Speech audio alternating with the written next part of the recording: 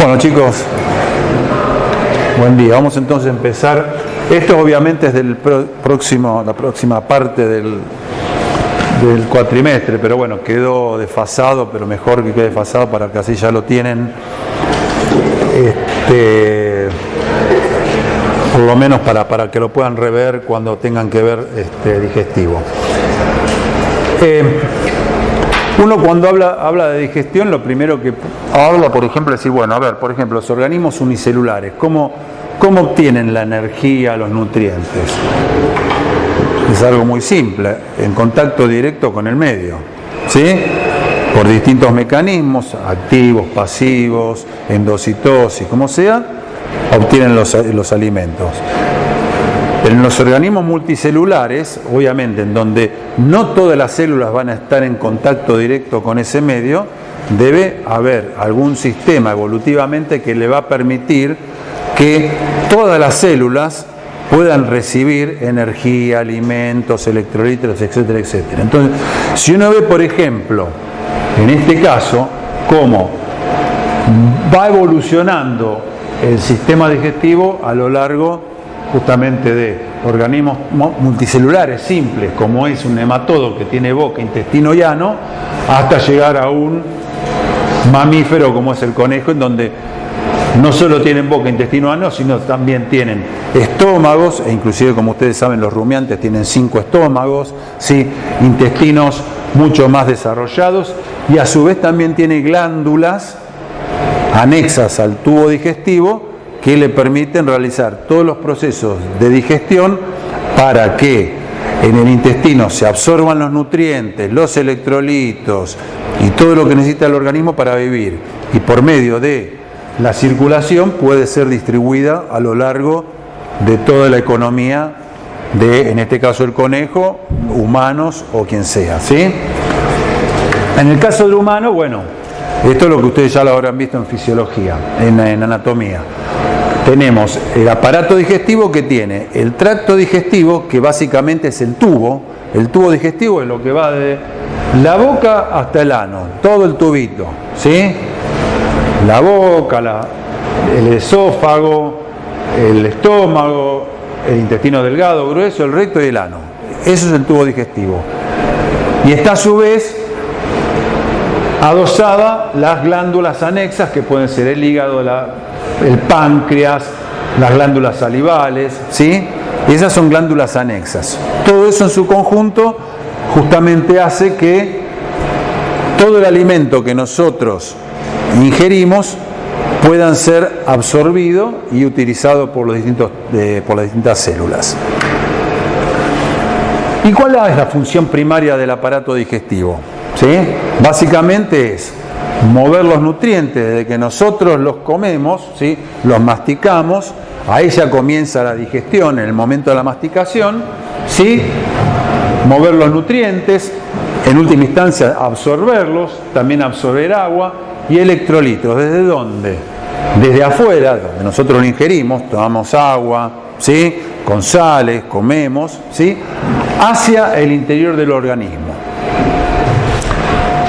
Y en todo esto, ¿sí? Nosotros tenemos la luz del tubo digestivo, en donde tenemos el alimento, se producen todos los mecanismos de digestión. Eso va a permitir que todos los componentes, ¿sí?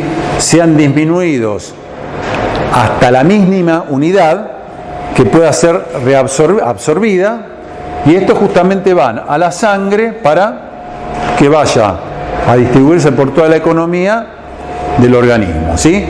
Y en todos estos procesos del aparato digestivo tenemos mecanismos de secreción, que básicamente son los movimientos de material de dónde, desde la luz o el líquido extracelular, ¿sí?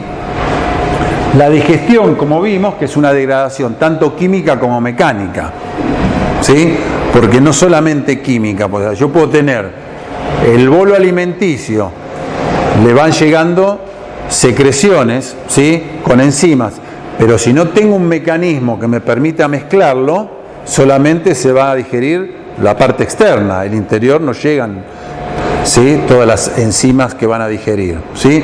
Entonces, esa digestión es tanto química como mecánica del alimento, ¿sí? La absorción, ¿sí?, que es la que va justamente a permitir tomar, ¿sí?, los hidratos de carbono, las grasas, las proteínas, básicamente los aminoácidos, ¿sí?, e ingerir y que vayan a la sangre. Y por otro lado, la motilidad, que es todo lo que va a permitir que ese alimento que nosotros ingerimos vaya a lo largo del tubo digestivo, ¿sí? Ustedes van a ver que la mayoría de las imágenes son tomadas del Silverton, porque la verdad que tiene muy buenas imágenes. Quizás en la parte de lo que es texto es básico, ¿sí?, pero no está mal, ¿sí?, está bien, pero los gráficos son excelentes. Ahora bien, hay algo que es muy importante, ¿qué desafíos? Ustedes piensen que todo lo que es el epitelio gastrointestinal es el epitelio que más recambio tiene en todos los organismos, ¿sí? Entonces obviamente uno se da cuenta que está frente a desafíos muy importantes, no solo de erosión, sino también, por ejemplo, evitar autodigestión. ¿Por qué? Piensen esto, ¿cómo se digieren los alimentos? ¿Qué necesitan para digerir esos alimentos? Por ejemplo, para pasar de proteínas a aminoácidos, ¿qué se necesitan? Enzima. Pero esas enzimas no dicen, yo digiero solamente el alimento, no digiero las células. No, digiere todo. Si es una proteasa, va a digerir. Hay una proteína, ¡pum!, la digiere. Entonces, justamente, uno de los desafíos que tiene el aparato digestivo es crear mecanismos para que esas enzimas que van a digerir el alimento, digieran el alimento solamente, no digieran también la pared del tracto digestivo, del tubo digestivo, ¿sí? Otro es el balance de masas, que es muy importante y es lo que está puesto acá, porque es importante mantener el volumen de agua de los organismos. Piensen que la mayoría de nuestro organismo está formado por agua. Entonces nosotros solamente, fíjense, ¿cuántos litros de agua se dice que es recomendable tomar? 2 litros de agua aproximadamente, ¿no? En condiciones normales. Pero ustedes fíjense que se extraen 9 litros de agua. Entonces, ¿cómo se hace el 7 litros restantes? Bueno, todos mecanismos de absorción que se tiene a lo largo del tracto digestivo para mantener ese balance de masa, ese balance de agua, que no se pierda agua, porque si no nos hidrataríamos, ¿sí? Y otra cosa fundamental es la defensa, ¿sí? ¿La defensa con qué? Con el moco protector. Todo el epitelio gástrico, fundamentalmente, y el intestinal también, tiene un moco que lo recubre, que hace que justamente esas enzimas o ese pH ácido que ustedes van a ver que hay en el estómago no lo erosionen, ¿sí? Hay enzimas también que permiten justamente no solo degradar el alimento, sino también defender el tracto digestivo. Ácido, bueno, el ácido clorhídrico, y esto es importante, el tejido linfoide asociado al intestino. Eso, bueno, eso lo van a ver más específicamente cuando vean inmunología. Pero esos son todos los desafíos que enfrenta el aparato digestivo. Ahora bien, ¿cómo llega lo que nosotros comemos hasta su destino final, que es defecarlo por heces, ¿sí? Entre medio tiene que pasar por una serie de tubos, ¿sí?, para que se produzcan todos los movimientos, las funciones, la degradación, la absorción y la excreción, por la motilidad gastrointestinal, que es muy importante. ¿Y cuál es la función de esta motilidad gastrointestinal? Mover el alimento desde la boca, de la comemos, hasta el ano. Esa es la primera función. Y la segunda función, ¿qué es? El mezclado. O sea, todas las secreciones que se van liberando a lo largo del pasaje que va teniendo el alimento, mezclarlo con el alimento para que se produzca la digestión, ¿sí? Y la motilidad gastrointestinal, ¿quién la va a producir? La produce el músculo liso gastrointestinal, ¿sí? Y ese músculo liso gastrointestinal va a estar regulado básicamente por 3 señales. Los nervios, ¿sí? Va a tener una regulación nerviosa, va a tener una regulación hormonal y va a tener una regulación por señales parácrinas. ¿Saben lo que es algo parácrino, no? Pues ya lo vieron entonces, perfecto. Y dentro de esa motilidad gástrica existe 2 tipos de contracciones. Los que son las contracciones tónicas y las contracciones fásicas. Las contracciones tónicas son las que constantemente tiene el tracto gastrointestinal, que duran de minutos a horas. Mientras que estas contracciones fásicas son las que se dan por justamente contracción-relajación de la musculatura, que dura segundos. ¿Y esto por qué se da? Se da porque en el sistema nervioso existen células marcapasos. Así como existen células marcapasos en el corazón, existen células marcapasos en el tracto digestivo. Y que son las células intersticiales de Cajal. Esas son las células que se cree que son las células marcapasos, ¿sí?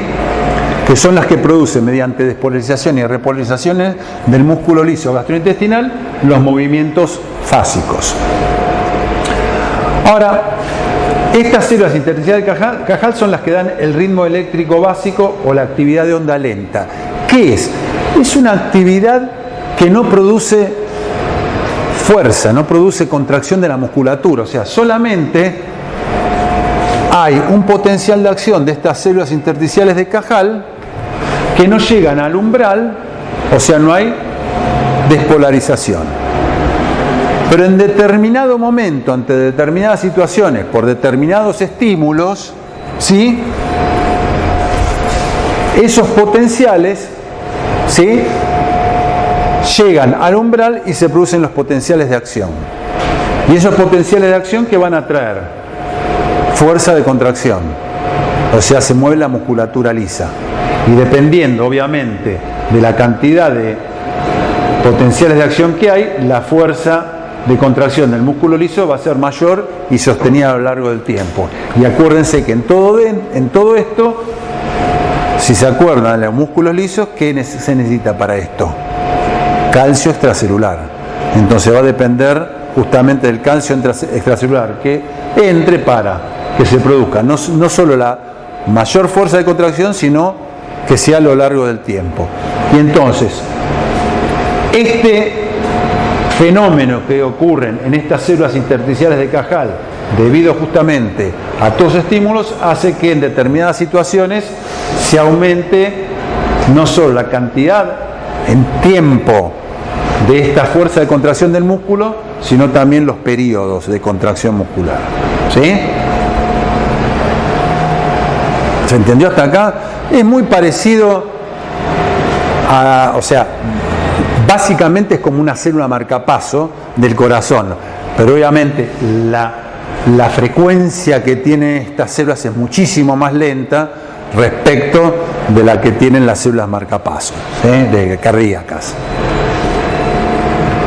¿Basta acá, chicos? ¿Se entienden?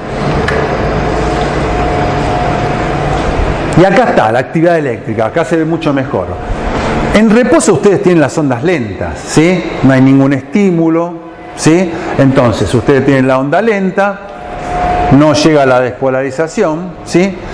Pero como dije, por determinados motivos, ya sea estimulación vagal, ¿sí?, se libera acetilcolina, directo, o por estimulación parasimpática, o mismo la distensión, cuando llega el bolo alimenticio, se produce la distensión sobre las paredes, eso también produce estimulación.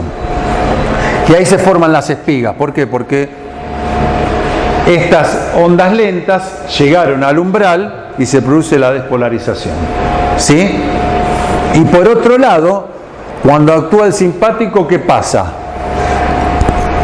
Esta onda lenta se hiperpolariza, por ende disminuye más el ritmo, mucho más difícil justamente llegar a esto, ¿sí? Y este es el juego entre muchas veces el simpático y el parasimpático en este caso. En el Darwin, ¿cómo se refleja la hipopolarización en la fuerza de la contracción muscular? Por el calcio. ¿Pero qué efecto hace la hipopolarización? La hiperpolarización. La fuerza de contracción. Si ya está Si vos tenés, por ejemplo, la hiperpolarización hace que vos necesites un estímulo mayor para que se produzca justamente el estímulo. Lo característico de la hiperpolarización de cualquier célula que es estimulable. ¿Sí? Necesitas un estímulo mayor para que llegue al umbral y pueda producir el efecto. Este no tiene ninguno porque lo saqué de un diagrama que vi que me gustó y bueno, pero me pareció que estaba lindo como para que vean todo. Bueno, ahora bien, y acá vamos a terminar con esta parte que es cómo lo termina moviendo. ¿Sí? Los tipos de contracciones tienen las segmentarias y las peristálticas, que son las dos más importantes. Las segmentarias son las que lo que hacen es mezclar el contenido, ¿sí? Que son estas, piénsenlo desde este punto de vista, ¿ves? Acá está bueno, está como que comieron arroz, choclo, una legumbre y acá, no sé, brócoli. Lo que permiten estas células segmentarias, ¿sí? Es mezclarlo, ¿sí? Se van contrayendo los segmentos alternativamente y entonces esto hace que se vaya mezclando todo el contenido. Y mientras ocurre esto, que son las contracciones segmentarias, que lo que me hace mezclar, existen las ondas peristálticas, que lo que hacen que esto que se está mezclando a su vez vaya pasando a lo largo del tracto digestivo. ¿Sí? Vieron que, ¿se acuerdan que ustedes tienen distintos tipos de musculatura lisa en el tracto gastrointestinal, una longitudinal y otra circular? Bueno, esto es debido a la circular. La circular se va contrayendo, se contrae esta, se relaja. ¿Sí? Entonces, cuando pasó esto, se empieza a contraer esta, el bolo va para allá y esta se relaja. Va haciéndose ese juego. Entonces, el bolo alimenticio puede ir pasando a lo largo del intestino, del estómago, ¿sí? Donde esté. Y por otro lado, está lo que se llama el complejo motor migratorio, que es cuando justamente estamos en un periodo de ayuno, ¿sí? Que es ese movimiento que hay ¿para qué? Para limpiar el estómago, los intestinos, ¿sí?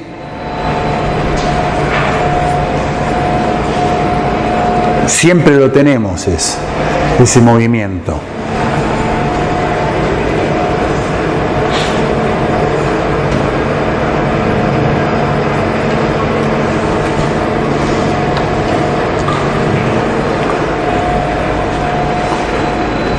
Dijimos que la función gastrointestinal se regulaba a nivel nervioso y a nivel hormonal, ¿sí? Que puede ser hormonal o parácrino. Dentro del control nervioso tenemos un control extrínseco y un control intrínseco. El extrínseco fundamentalmente está dado ¿por qué? Por el sistema nervioso autónomo simpático y parasimpático. Es un poco, ya lo hemos visto anteriormente en el sistema nervioso autónomo, ¿sí?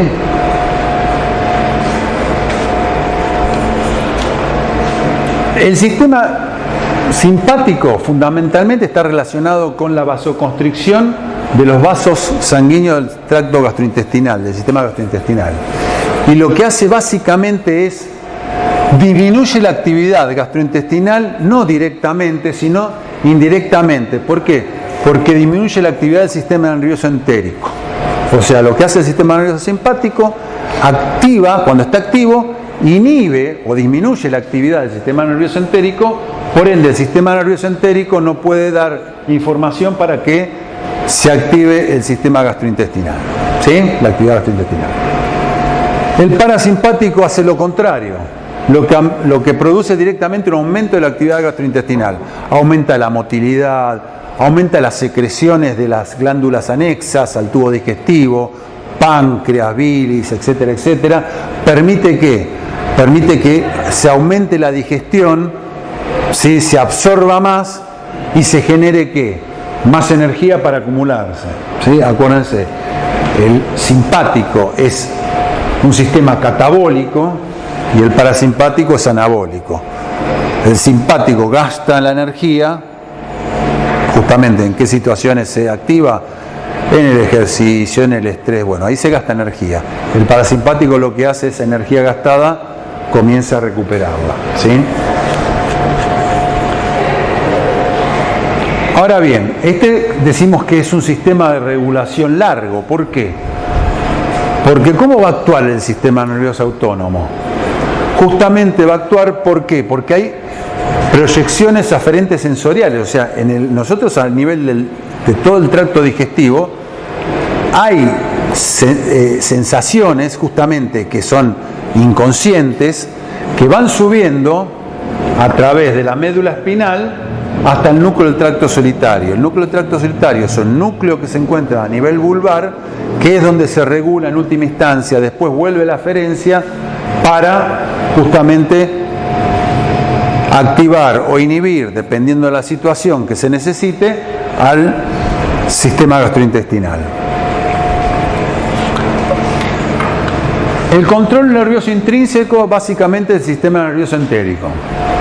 Ocurre ahí, o sea, nosotros podemos aislar el tubo digestivo y van a ver que sigue con sus onditas peristálticas cuando se estimula, o inclusive le pueden tener el estómago, le hacen un pinchazo y el estómago ustedes ven como ondulando, ¿sí? O le agregan acetilcolina, todo eso, ¿sí? Y básicamente acuérdense, tenemos dos grandes plexos, ¿sí? Que forman parte del sistema nervioso entérico, que son el mientérico, que está relacionado con la motilidad gastrointestinal, ¿sí? O sea, que lo que va a hacer es incrementar esas contracciones segmentarias y peristálticas, ¿sí? Y el plexo submucoso, que lo que básicamente va a actuar es en las secreciones gastrointestinales y en el flujo de sangre local, ¿sí?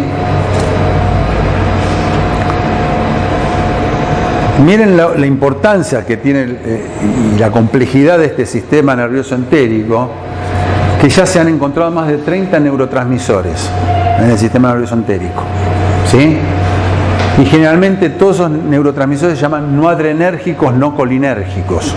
Cuando se habla de neurotransmisores no adrenérgicos, no colinérgicos a nivel del tracto digestivo, es el sistema nervioso entérico. Son estos 30 neurotransmisores que forman parte del sistema nervioso entérico. ¿Por qué se dice no adrenérgico, no colinérgico? Porque si es acetilcolina o noradrenalina, ¿de dónde proviene? Del autónomo. Y justamente ese sistema nervioso entérico es como una red neuronal y se comporta como un centro integrador. O sea, por sí mismo puede regular las secreciones basado, por ejemplo, en cuando llega el bolo alimenticio al estómago, esa distensión que produce en la pared ya hace que el sistema nervioso entérico, sin necesidad de las señales que provienen desde el encéfalo a través del sistema nervioso autónomo simpático parasimpático, ya el sistema nervioso entérico está poniendo a funcionar. ¿A funcionar qué? La liberación de moco protector, la liberación de bicarbonato y la liberación de ácido clorhídrico, por ejemplo. ¿Sí? El sistema nervioso entérico por sí solo.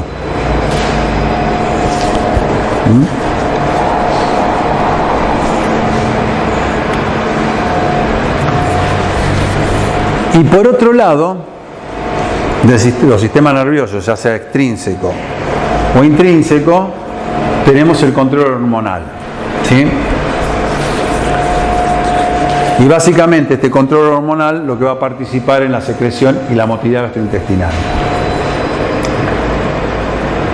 Y estas hormonas que son secretadas obviamente a la sangre van a actuar sobre el tubo digestivo, van a actuar sobre glándulas anéctaras y sobre el sistema nervioso central. Pueden enviar información. Lo que pueden hacer es activar a esas neuronas sensitivas que van a llevar la información al núcleo del tracto solitario. Y acá yo les puse en esta tablita, para que lo tengan ustedes, para que empiecen a ver, porque esto lo vamos a ir viendo a lo largo de los minutos que quedan, las distintas hormonas, gastrina, colecistoquinina, secretina, el BIP o péptido intestinal vasoactivo, el péptido inhibidor gástrica, la homotilina y la somatostatina, ¿sí? Son las hormonas más importantes, hay muchas más, pero estas son las más importantes que actúan en la regulación de la función del tracto gastrointestinal, con la localización en las distintas células, ¿sí? Y las principales acciones fisiológicas que tienen. Fíjense que, por ejemplo, el péptido intestinal vasoactivo también está en los nervios entéricos, o sea, también puede ser liberado como neurotransmisor.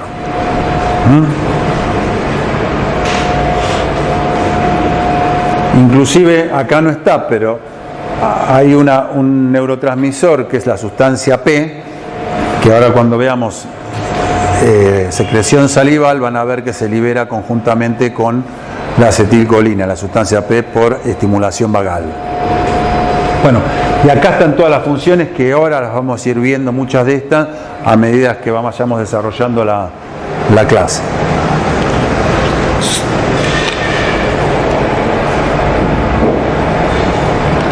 Esto igual lo tienen ahí, ya yo se lo envié para que lo subieran a la página, ya está este teórico, todas el PDF está puesto. Ahora bien, y esto está muy lindo porque esto es un poco lo que nos da la clave de cómo funciona todo esto. Ustedes tienen la fase cefálica, toda secreción del tubo digestivo tiene 3 fases, todas: cefálica, gástrica e intestinal. Y la fase cefálica está dada básicamente ¿por qué? Por estímulos como puede ser la vista, ¿sí? El olfato, el ruido mismo, el ruido de ollas. Eso ya, el ruido de olla nos está diciendo vamos a comer, ya nuestro sistema digestivo está empezando a responder a eso. ¿Sí? Eso activa determinados centros en el encéfalo que envían por neuronas simpáticas y parasimpáticas estímulo a los centros del sistema nervioso entérico, ¿sí? Y justamente células secretoras del estómago y del intestino delgado van a liberar sus secreciones, por ejemplo. Estos son lo que se llaman reflejos largos. Y los estímulos locales, como puede ser, por ejemplo, la distensión cuando llega el bolo alimenticio, ¿sí? La presencia de determinados tipos de alimentos, proteínas, hidratos de carbono, la osmolaridad o el ácido, dependiendo de dónde estemos, van directamente a células sensitivas y neuronas que forman parte del sistema nervioso entérico, que a través de interneuronas van a actuar sobre las neuronas entéricas. Y estas van a dar también respuesta a las células secretoras del estómago y del intestino para que tengan un efecto. ¿Sí? Eso todo lo que tiene que ver con la secreción. Pero por el otro lado también, no se olviden que está todo lo que tiene que ver con el movimiento, con el tránsito gastrointestinal. Entonces, estas neuronas entéricas no solo van a estimular a las células secretoras, sino también van a tener efectos sobre la musculatura lisa y sobre las células exócrinas, que básicamente son células exócrinas que están en el páncreas, por ejemplo. ¿Sí? ¿Para qué? No solo para que aumente la peristalsis, ¿sí? Todos los movimientos peristálticos y segmentarios, ¿sí? Sino también para que se liberen secreciones biliares o pancreáticas, ¿sí? Se liberen enzimas, se libere ácido, se libere carbonato, obviamente dependiendo en qué parte del sistema digestivo estemos. Eso lo vamos a ver después. Esto es un esquema básico, ¿sí? General, ¿sí? Y todo esto, también estas células secretoras pueden liberar péptidos gastrointestinales. Muchos de estos péptidos gastrointestinales son neurotransmisores centrales también, ¿sí? Muchos de estos van a enviar información al encéfalo, ¿sí? Como puede ser la grelina, por ejemplo, y van a actuar sobre el hambre y la saciedad. O estos péptidos gástricos van a actuar sobre el páncreas endocrina por la porción hormonal, ¿sí? La que libera insulina o glucagón, justamente para que en determinadas situaciones aumente o disminuya la secreción de insulina o aumente o disminuye la secreción de glucagón. ¿Sí? ¿Está?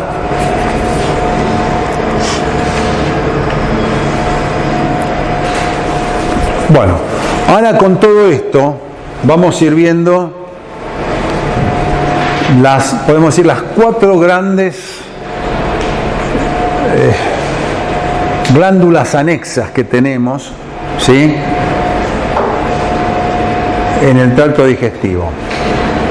La primera es las glándulas salivales, ¿sí? Acá está la parte anatómica, tenemos 3 tipos de glándulas salivales: submandibular o submaxilar, la parótida y la sublingual, que no todas liberan lo mismo. Fíjense que no todas liberan lo mismo. La submaxilar o submandibular libera moco y secreción serosa, la parótida serosa tiene mucha proteína, y la sublingual libera moco y agua. Pero fíjense que sobre el porcentaje de saliva que producimos, la submandibular genera el 70% de saliva, el 25% de la parótida, y la sublingual, que es la más chiquitita, libera el 5% del total de saliva. Uno dice: saliva, ¿para qué sirve? Para todo esto. Nos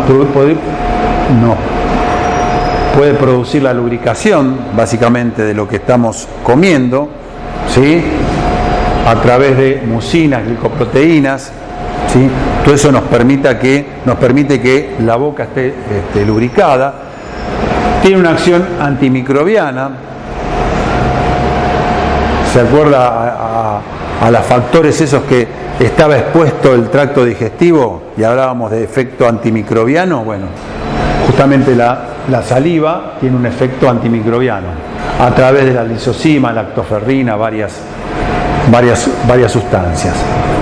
El mantenimiento de la integridad de la mucosa, ¿sí?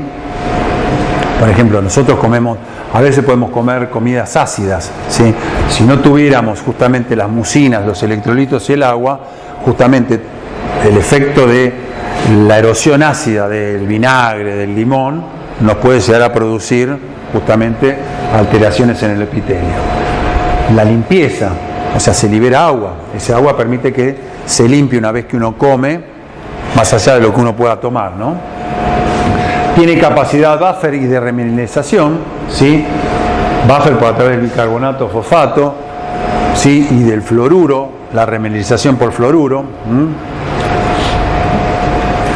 Prepara el alimento para la deglución, ya que no solo produce masticación, sino la masticación, al liberar agua y mucinas, hace que sea más fácil después la deglución. Comienza la digestión, ya que existe una amilasa salival, hay lipasas, ribonucleasas, pero sus efectos son mínimos. ¿Por qué? Porque dura muy poco el tiempo en la saliva, en la boca, perdón. Porque comemos y rápidamente ya lo ingerimos y va a pasar al estómago. Es importante, obviamente, en el gusto. Y el agua, ¿por qué? Porque el agua lo que va a permitir que todas las sustancias para las cuales las papilas gustativas son sensibles, al estar solubles en agua, son más fácil de que se sienta el sabor, ¿sí? Y otro, la fonación, agua y mucina. ¿Por qué? Cuando ustedes están hablando, como estoy hablando yo, lo más probable es que en algún momento quiera agua. ¿Sí? ¿Por qué? Porque el agua que estoy produciendo no me alcanza. Entonces no puedo hablar bien. Por eso es importante para la fonación. Y esta es la estructura básica de la glándula salival, que es muy parecida al páncreas, ¿sí? Es muy parecido al páncreas. ¿sí? En donde se encuentran células serosas, ¿sí? Células mucosas y las células intercaladas del ducto y del ducto secretor, por donde va a ir la saliva, ¿sí? Igual esto es histología, más que nada a modo de repaso. Y estas son las dos grandes células que tenemos en la saliva, que son las serosas y las mucosas, ¿sí? Con su característica citológica. Fíjense que son bien polarizadas, ¿sí? Contienen mucha mitocondria, ¿sí? Justamente por lo que van a producir cada una, ¿sí? Esta produce más que nada moco y esta producen justamente liberación de proteínas, por eso los gránulos que van a excretar proteínas. Ahora bien, la saliva que se produce en las glándulas no es la misma que se libera, sino de que se produce hasta que llega justamente a la boca, sufre distintos procesamientos, ¿sí? Por eso se habla de una saliva primaria y una secreción final. Generalmente la saliva primaria es hipertónica. Pero, ¿qué pasa? Por las células ductales que son impermeables al agua, van a ver después cuando vean renal que hay células que son impermeables al agua, pero son permeables a los absolutos. Entonces eso hace que en última instancia esta saliva hipertónica, sí, primaria, termine convirtiéndose en hipertónica, hipotónica o isotónica, dependiendo de qué, de las necesidades de agua que nosotros tengamos. Cuando nosotros no tenemos, o nuestro balance de agua es negativo, ¿qué pasa? Tengo la boca seca. ¿Por qué? Porque está produciéndose esta saliva hipertónica con poca cantidad de agua, ¿sí? Y no se libera tanta agua, pero sí se reabsorben iones.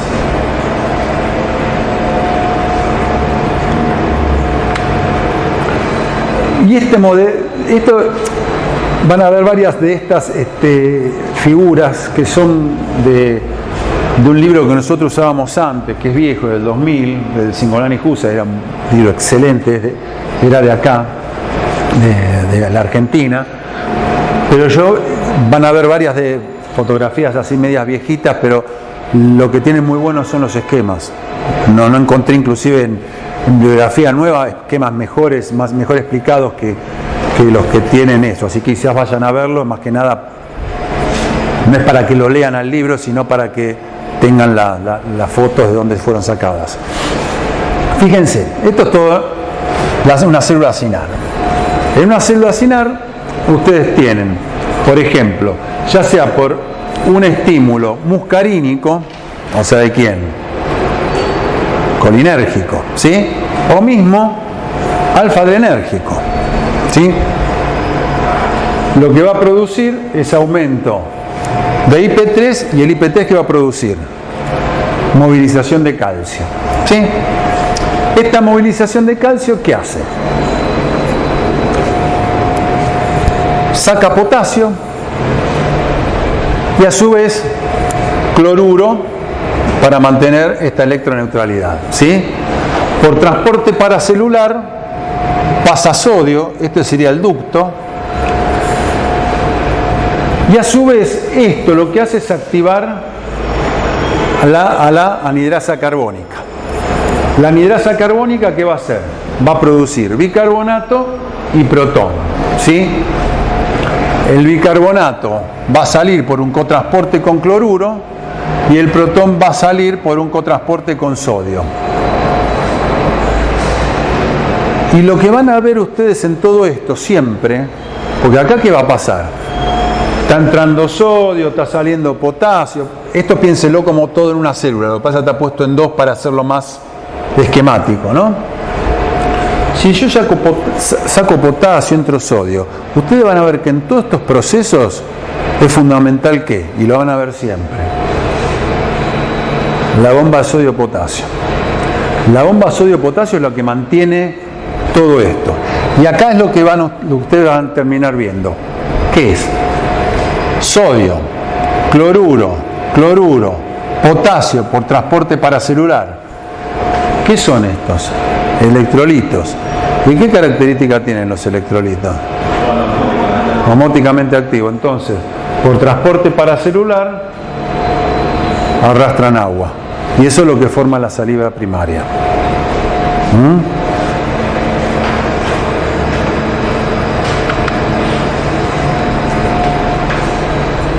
Y a lo largo del ducto, no es que pasa, no, sigue habiendo alteración de la composición justamente. Ese cloruro que se liberó se introduce nuevamente y sale bicarbonato. ¿Sí? Acá hay un intercambiador de potasio y sodio por protones. ¿Sí? Y fíjense, como hay un desbalance entre iones, ¿qué pasa? Está siempre la bomba sodio-potasio para mantener justamente el balance de electrolitos. ¿Sí? Y esto es lo que sucede en el ducto. Que si ven, yo les puse lo que pasa en las células ductales.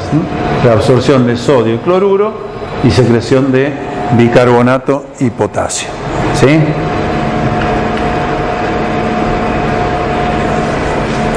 Bicarbonato y potasio se secretan y se reabsorbe cloruro y sodio.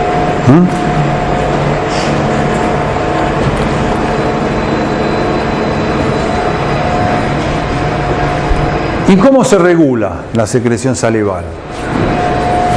El sistema parasimpático, generalmente a través de receptores M1 y M3, o sea muscarínicos, lo que hace es aumentar la secreción rica en agua, ¿sí? Mientras que el simpático incrementa fundamentalmente a través del beta 1 la secreción de proteínas, o sea, tiene mucho efecto sobre la parótida, porque la parótida es la que libera proteínas. Pero también aumenta la secreción de agua y electrolitos, pero a través del alfa 1. Y después tenemos una vía muy importante acá, que es las vías peptidérgicas. ¿Se acuerdan que hablaba de la sustancia P? Bueno, acá la tienen. La sustancia P es un péptido que tiene una importancia muy importante y una actividad muy grande en la liberación de una secreción rica en agua.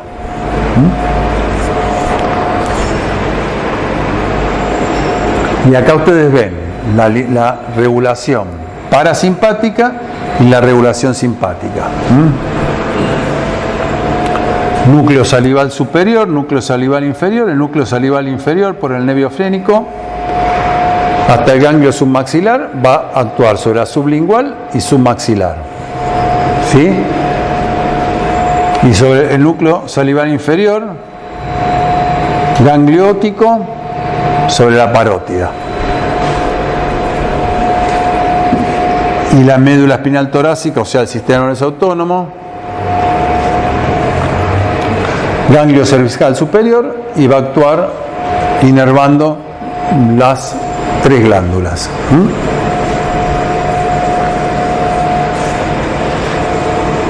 De esa manera se regula la secreción salival.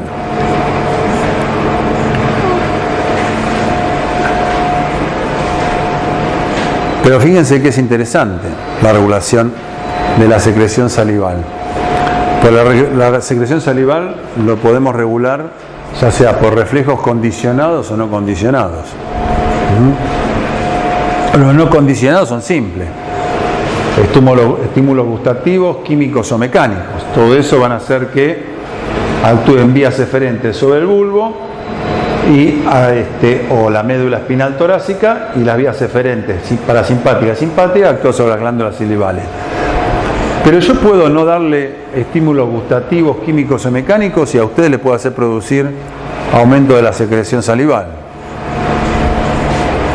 Un estímulo visual, un estímulo olfatorio, un estímulo auditivo, lo que yo les decía, escucho ollas, están por preparar la comida. Eso solo ya me va a producir, ¿qué? Justamente aumento de la secreción salival. Pero es condicionado, ¿por qué? Por ejemplo, porque yo sé que si escucho una olla, ¿qué va a pasar? Van a estar haciendo la comida, si son las 12 del mediodía, un domingo. Ya me está dando ganas de comer. La saliva me está empezando a aumentar. Pero fíjense que es una vía mucho más importante porque ya que involucra, ¿se acuerdan los reflejos condicionados a diferencia de los incondicionados? Que involucraba a centros superiores. Acá tiene el diencéfalo y recién ahí baja el bulbo y a la médula espinal para activar el simpático y el parasimpático. ¿Sí?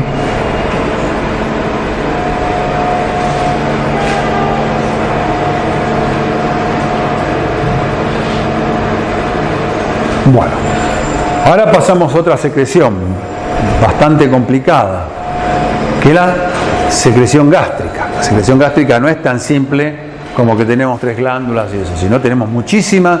No hay una glándula en sí, sino hay células, ¿sí? Células que están ubicadas en distintas regiones del estómago, ¿sí? Donde tenemos células de la mucosa superficiales, células mucosas del cuello, células parietales, enterocromafines, principales D y G. Y cada una de ellas libera una secreción específica. Las células mucosas, importante, liberan moco. Y las células mucosas del cuello liberan bicarbonato. Y eso es fundamental ¿para qué? Para la protección del epitelio. ¿Sí? Después vamos a ver cómo tanto el moco como el bicarbonato se liberan y van a formar un gradiente de concentración de bicarbonato que va a permitir justamente que con el ácido que se libera, ácido clorhídrico, no llegue a erosionar justamente por ese gradiente de pH alcalino, no llegue a erosionar justamente el epitelio. Y después tenemos las células parietales, que son las que liberan el ácido gástrico, el ácido clorhídrico y el factor intrínseco. Las células similares a las enterocromafines que liberan histamina, que es importante justamente para la estimulación gástrica, ¿sí? Las principales que liberan justamente enzimas, pepsina y lipasa gástrica, donde sigue la digestión. Las células D que liberan somatostatina, que vamos a ver para qué es muy importante, y la G que liberan gastrina. Vamos a ver cómo la gastrina justamente y la histamina actúan también sobre las células parietales para que se libere ácido clorhídrico. Esta es una presentación, ¿sí? Y acá lo que yo les decía, en todo hay fase cefálica y fase gástrica y fase intestinal. El alimento, ¿sí? Yo lo voy a ver, lo voy a oler, voy a empezar a masticarlo y todo eso a través del bulbo raquídeo y las neuronas parasimpáticas por el nervio vago va a hacer que ya a nivel digestivo y a nivel específicamente del estómago se comiencen a activar no solo el ácido clorhídrico, porque ya se empieza a activar el ácido clorhídrico, sino también las células mucosas para que liberen moco protector y bicarbonato, ¿sí? Y a su vez también cuando el bolo alimenticio llega al estómago, ¿qué va a producir? Distensión, ¿sí? Esa ya es la fase gástrica. ¿Por qué? Porque en la distensión esa es un efecto mecánico que lo que va a hacer es activar ¿a quién? Al sistema nervioso entérico. Y ese sistema nervioso entérico también me va a llevar ¿a qué? A que comiencen a través de reflejos cortos la liberación ya de las enzimas, la secreción de ácido clorhídrico, de moco y de bicarbonato. ¿Sí?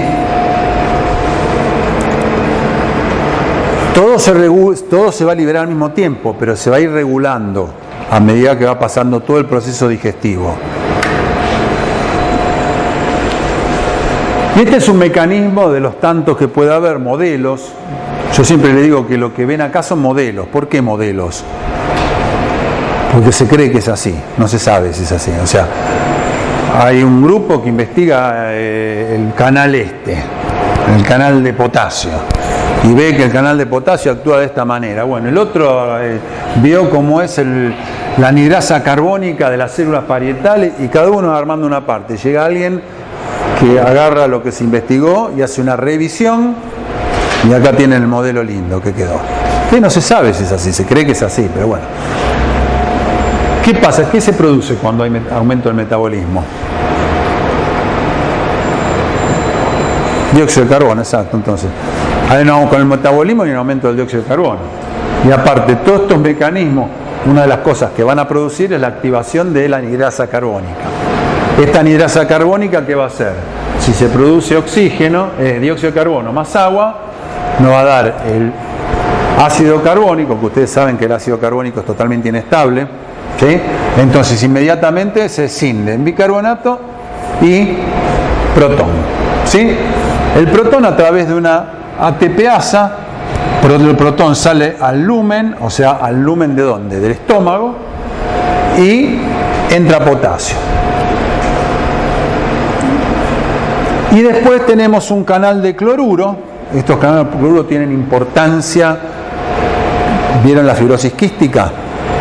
Que está afectado el canal de cloruro a nivel de los pulmones, pero también estos están afectados, porque son los mismos, son similares. Entonces, acá, por este proceso que se produce, justamente el ácido clorhídrico. Pero por el otro lado, ¿qué? Este bicarbonato se produjo con este protón, va a salir por un cotransporte con cloruro, que entra para después salir para formar el ácido clorhídrico. El potasio que entró tiene que salir para mantener la electroneutralidad. Pero después que este proceso, ¿sí?, de liberación de ácido clorhídrico cesa, ¿qué pasa? Tenemos que tener a nuestra amiga la bomba sodio-potasio, ¿para qué? Para que restablezca el sodio y el potasio que fueron saliendo y entrando en todo este proceso, ¿sí? Bueno, esto es lo mismo, pero viéndolo desde el punto de vista de las tres estimulaciones que se tienen para liberar ácido clorhídrico por las células parietales: la gastrina, la acetilcolina y la histamina. Estas dos, por justamente el IP3, que va a producir la liberación de calcio, y esta por el AMP cíclico, que activan proteinquinasas, son las que van a producir el aumento también del transporte activo de esta bomba protón-potasio, ¿sí? Era esto más que nada para eso. Ahora estuvimos hablando del ácido clorhídrico, justamente. Fíjense que el jugo pancreático llega a un pH de 2, no es chiste. Eso es lo que tenemos cuando comemos en el estómago. Entonces, justamente, estas células de la mucosa gástrica, ¿sí?, tienen la función no solo de liberar este moco, sino liberar bicarbonato, y hace que esto forme un gradiente de mayor concentración de bicarbonato a menor, cosa que cuando el pH, justamente el ácido clorhídrico, comience a descender por esta barrera, que es una barrera física, lo vaya neutralizando el bicarbonato. Entonces no llega a erosionar justamente a las células epiteliales. Termina, hay erosión, sí. ¿Es este mismo bicarbonato que se formó previamente antes? Son células diferentes. Y el bicarbonato anterior al torrente sanguíneo, ¿cómo se formó? ¿Viste la marea alcalina? Que se habla, cuando se habla de la marea alcalina que hay postprandial, después que uno come, hay lo que se llama una marea alcalina, es por eso. O sea, el ácido clorhídrico fue a parar al estómago y ese bicarbonato producido a la sangre. Lo que pasa, no se llega a producir una alcalosis, justamente porque vos tenés buffers sanguíneos que permiten justamente equilibrar la producción de ese bicarbonato. ¿Está hasta acá? ¿Esto se entendió? El doble mecanismo de formación de ácido clorhídrico y este protector del epitelio.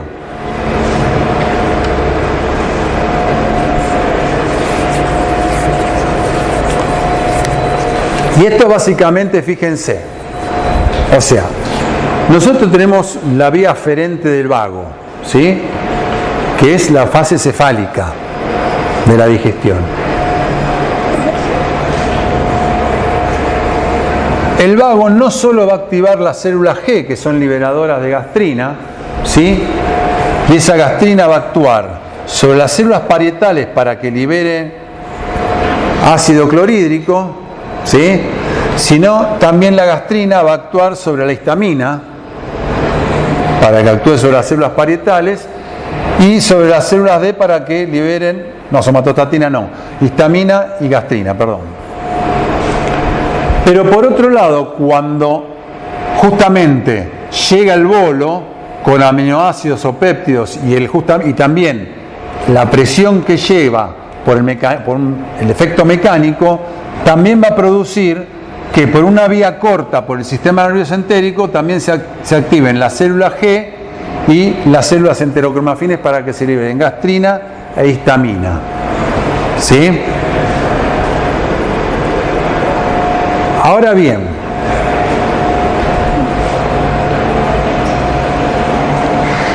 el pH del estómago es ácido. Mientras yo siga liberando ácido va a bajar el pH, o sea, va a aumentar la cantidad de protones. Eso en algún momento tiene que cesar. Cuando más o menos se llega a un pH de 2, 2,5, se estimula estas células D, que son las que liberan somatostatina. Y esa somatostatina lo que va a actuar es inhibiendo la liberación de gastrina, de histamina y de última instancia la secreción de ácido clorhídrico. O sea, cuando el pH baja mucho, las células D liberan somatostatina y la somatostatina es la que pone el freno a la liberación de ácido. ¿Sí?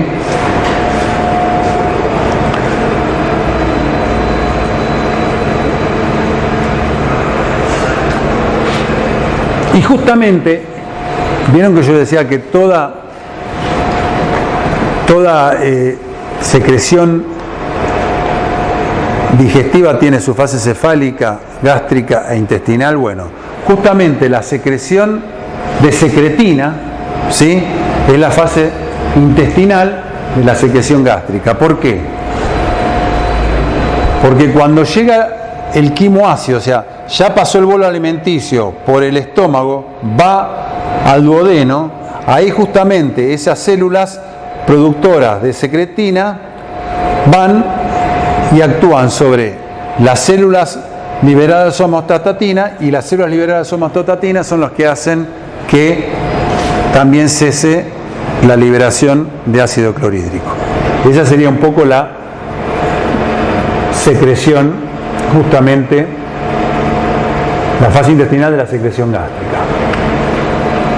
Bueno, esto no lo vamos a ver ahora porque ya es la 1:30. Ahora vamos a hacer rápido. Esto lo tienen en el trabajo práctico.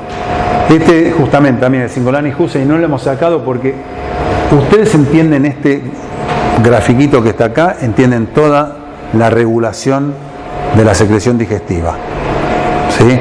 Es como, justamente, a modo de resumen de integración les puse. ¿Sí?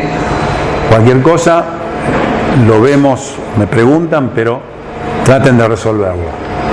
Vamos a la secreción pancreática exócrina, porque si no ya se terminó el tiempo.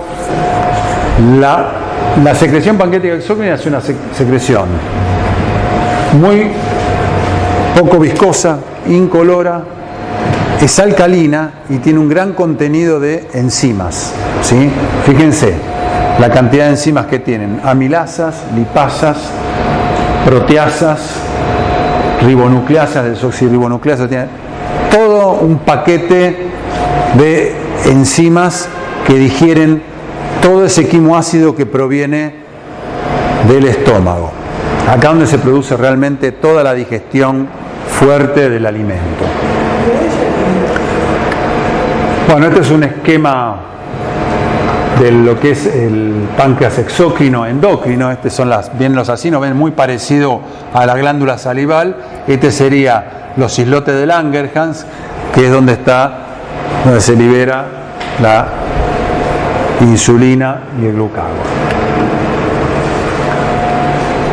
En general, la secreción pancreática tiene dos partes.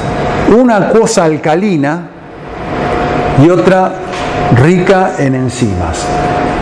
La acuosa alcalina fundamentalmente está regulada por una hormona que se llama secretina, ¿sí?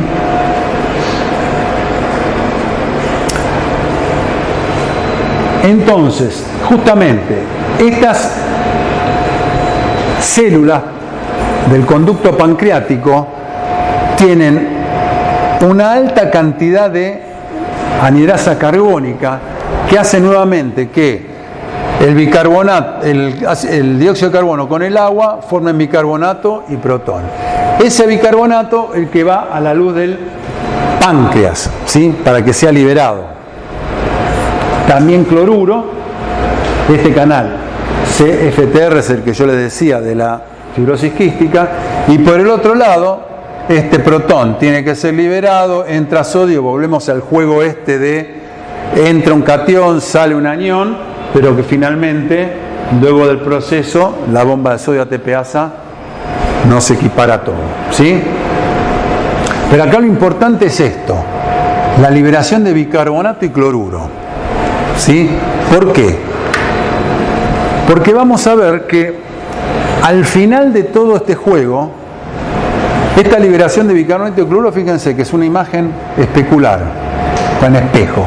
Una baja y otra sube a lo largo de la secreción del jugo pancreático, ¿sí?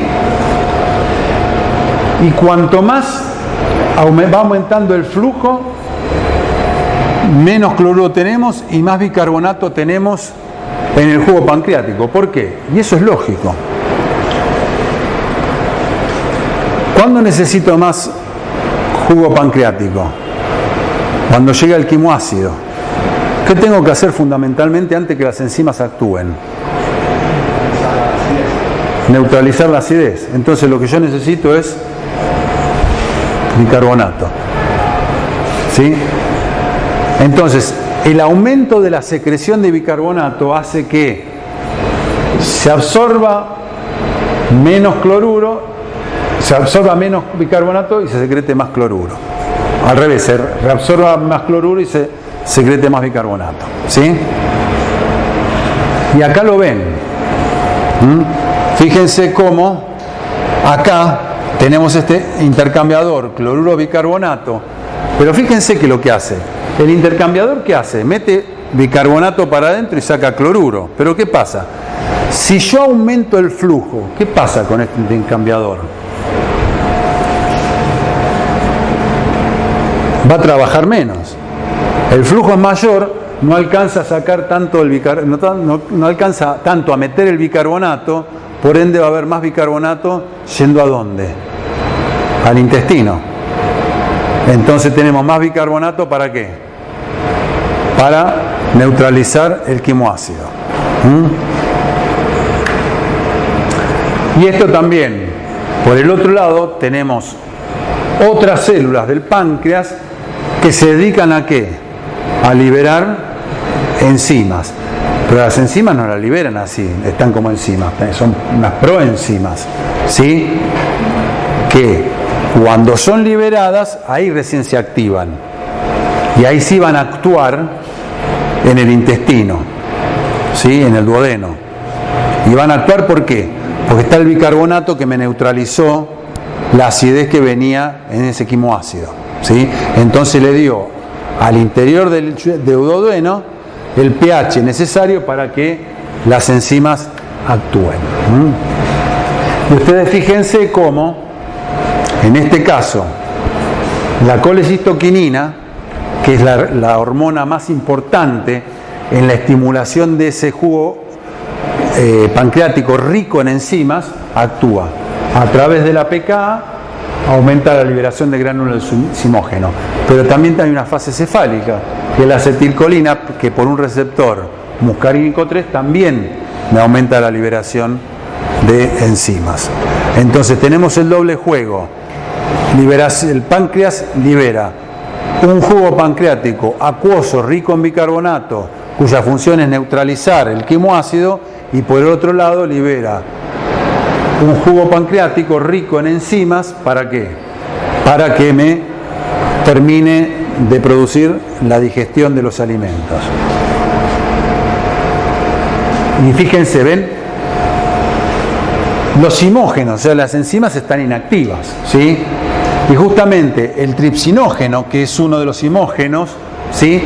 Hay una enteropeptidasa justamente que la libera el ribete en cepillo, que hace que este tripsinógeno pase a tripsina, y la tripsina es la que activa todos los zimógenos, o sea, todas esas proenzimas que liberó el páncreas en enzimas activadas, que ahí pueden actuar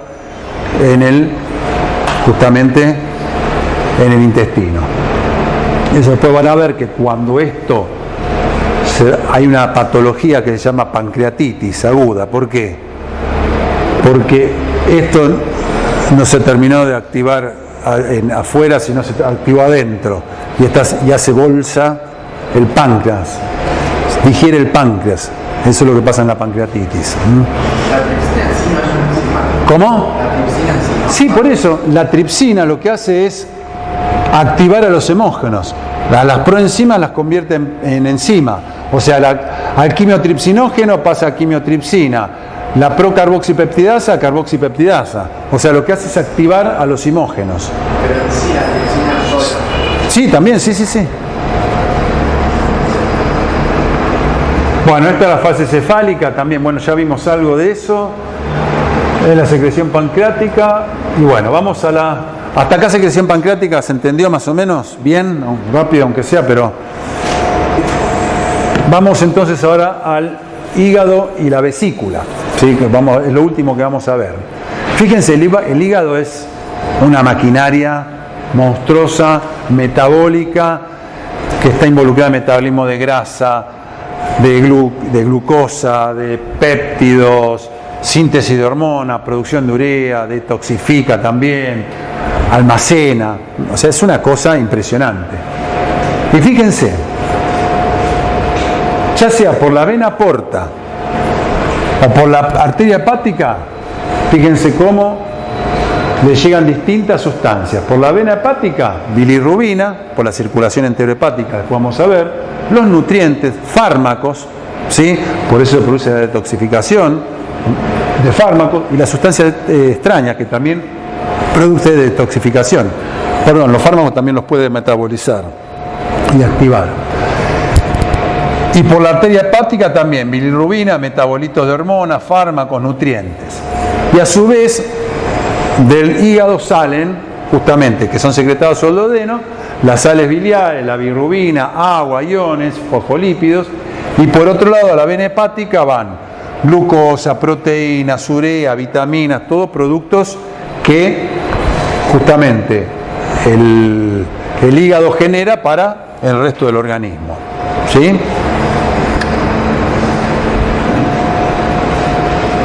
Vamos a centrarnos de todo esto en lo que nos interesa, que es la secreción biliar, porque es la que está involucrada básicamente en los mecanismos que estamos viendo ahora, que es la digestión.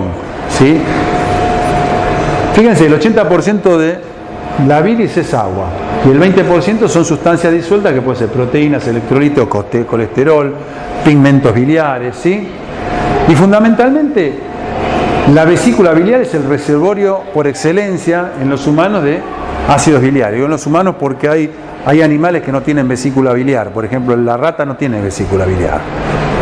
Nunca le vayan a buscar la vesícula biliar a una rata porque no la van a encontrar. Y la función fundamental de la vesícula biliar es concentrar la bilis. La bilis se concentra ahí, ¿sí? Por eso hay vesículas que concentran más bilis que otras, ya de por sí hace que se formen cálculos, ¿sí? Y vuelvo a decirle, estos son los esquemas que más me gustaron, por eso los dejé, aunque son feos, pero son los mejores. Dentro de la secreción biliar van a tener dos tipos de secreciones. Una que va a ser dependiente de sales biliares y otra independiente. ¿Por qué se dice que es dependiente de ácidos biliares? Porque justamente este transporte paracelular del agua, este es el canalículo entre dos hepatocitos, ¿no? Este transporte paracelular de agua va a ser mayor cuanto mayor sea justamente la absorción de sales biliares conjugadas o no conjugadas al interior del canalículo. Son sales, son osmóticamente activas. Cuanto más sales metamos adentro del canalículo, más agua. Por eso es un flujo dependiente de sales biliares. ¿Sí? Acá yo les muestro los tipos de transportadores que hay. ¿Sí? Y este no. Si acá lo ven, este es independiente de las sales biliares. ¿Sí? Ustedes acá no ven ningún tipo de sal biliar, ven sulfatos, glucuronatos, bilirrubina, que se introducen, ¿sí?, a través de este MPR2. Es una proteína asociada a resistencia a multidrogas. Eso cuando vean fármaco lo van a ver mucho, porque están asociados justamente a la resistencia a multidrogas. Vieron que hay tratamientos en donde el paciente se vuelve resistente. Bueno, está muy relacionado con este tipo de transportadores, no solo acá sino en otros lados del organismo, ¿no? Bueno, entonces este mecanismo, que es independiente de sales biliares, es la otra parte de todo lo que es la secreción biliar, ¿sí? Y acá está, que eso justo lo vi ayer y lo puse porque me pareció espectacular. Y acá resumen bien cómo está compuesto el flujo biliar, porque yo estoy hablando dependiente, independiente de sales biliares. Bueno, el flujo biliar de los hepatocitos del canalículo justamente es la sumatoria de este flujo biliar de los hepatocitos y de los conductos biliares, los colangiocitos, ¿sí? Uno es un flujo canalicular y otro es un flujo ductal. Ese flujo canalicular, este de acá, es la suma de dos componentes, del que es dependiente de ácidos biliares y el que es independiente de ácidos biliares. Y fíjense una cosa, ¿qué ven ustedes? El que es independiente de ácidos biliares, fíjense que constante. El que se modifica, ¿cuál es? El dependiente de ácidos biliares. ¿Sí? Ustedes se fijaron que muchas de las cosas que ustedes toman para producir sales biliares, que son propias sales biliares, ¿para qué? Para activar al hígado para que produzca mayor secreción. Y la mayor secreción va a ser a costa de ¿qué? De bilis dependiente de sales biliares. Por eso toman eso. Y después van a tener la secreción ductal, que de los colangiocitos, que es constante. ¿Ven? Esta es constante. La única que es variable es la dependiente de ácidos biliares. ¿Sí? Y esta es importantísimo, la circulación enteropática de los ácidos biliares. ¿Por qué? Porque los ácidos biliares que son liberados a través de la bilis, fíjense, el 95% de esas sales biliares vuelven por circulación enteropática. Solamente un 5% se pierde por heces. ¿Sí? Entonces, por eso es muy importante la circulación enteropática. ¿Sí? A través del sistema porta hepático. Y bueno, estos son los libros. Cualquiera de estos va bien. El Guyton, obviamente, está bárbaro. Y el Silverton está justito. Así que bueno, chicos, nos vemos.